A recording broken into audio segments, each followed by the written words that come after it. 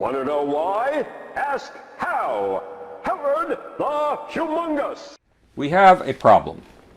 We have a president who wants to subvert the Constitution and become dictator for life.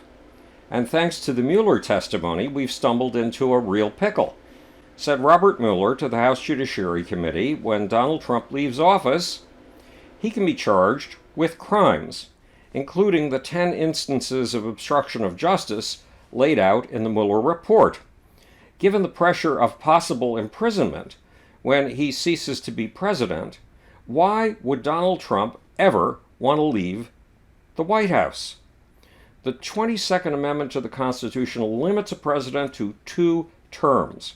Is there evidence that Donald Trump wants to exceed that limit? You bet. It's laid out in an article in a pro-Trump newspaper, the Washington Examiner. The Examiner quotes Donald Trump as saying, "Let's go for a 3rd term and then a 4th. In April, says the Examiner, Trump joked that he would be in office at least 10 or 14 years. In June, Trump tweeted a Time magazine cover on how Trumpism could outlive Trump. The cover illustration showed Trump running for president all the way up to 2044. The Examiner called this, quote, a meme that seemed to suggest that Donald Trump would be president for eternity. But, says the Examiner, Trump told Chuck Todd on Meet the Press on June 23rd, I only joke about staying in office more than 2 terms. Alas, Donald Trump's jokes in the past have proven to be dead serious, like when he urged Russia to find Hillary Clinton's missing emails, and when, according to the Mueller report, later that very day, the Russian spy unit 26165 targeted email accounts connected to candidate Clinton's personal office. Or when Trump asked police officers to beat up suspects. Or when Trump accused Democrats of treason for not applauding his State of the Union address.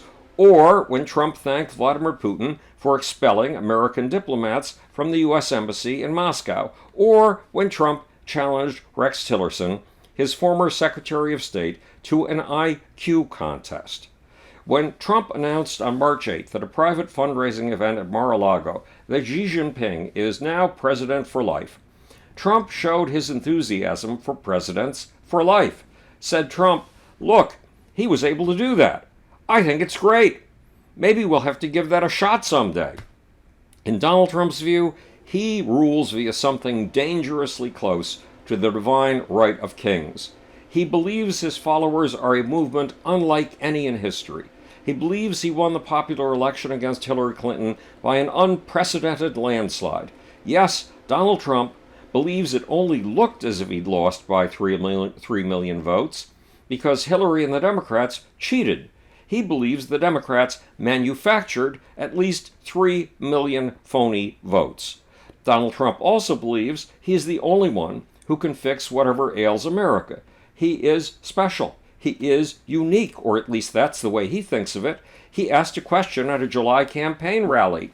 Can you imagine Democratic presidential candidate Pete Buttigieg going toe-to-toe with Vladimir Putin or Kim Jong-un? Trump doesn't realize that Putin and Kim Jong-un have played Trump for a sucker. Putin has gotten Trump to pull apart the Western alliance, something Putin probably thought would take him decades, but something Trump has pulled off for Putin in just 2 years.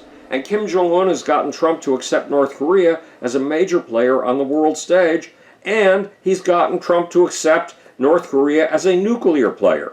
What's more, Kim Jong-un's missile tests on July 25th proved something else. Donald Trump will not stand up to defend our allies South Korea and Japan. He thinks everything's just peachy. Our sworn enemies can manipulate Donald Trump into just about anything. Yet he doesn't see that he's bowing and scraping to Putin and Kim Jong-un. He doesn't see that he's being played for a fool. Instead, he sees his meetings with Putin and Kim as astonishing achievements on behalf of America. He sees these meetings as giant steps toward peace. Not appeasement, peace. All brought about by something best characterized by a word Donald Trump has used from time to time in describing his election. That word is sacred. Or as Trump's campaign advisor Brad Parscale put it in a May tweet, quote, There has never been, and probably never will be, a movement like this again. Only God could deliver such a savior to our nation, and only God could allow me to help. God bless America.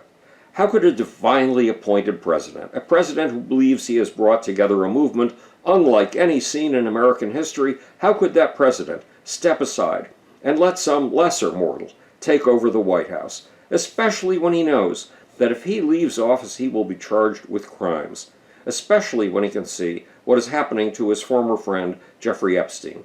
The Mueller testimony has given Donald Trump a whole new reason to stay in the Oval Office for keeps, to stay until he dies. This is Howard the Humongous, speaking to you from the future. It's your job and my job to make, or, want to know why? Ask how. And now for that sleazy, slimy, seditious, squirrely little off button.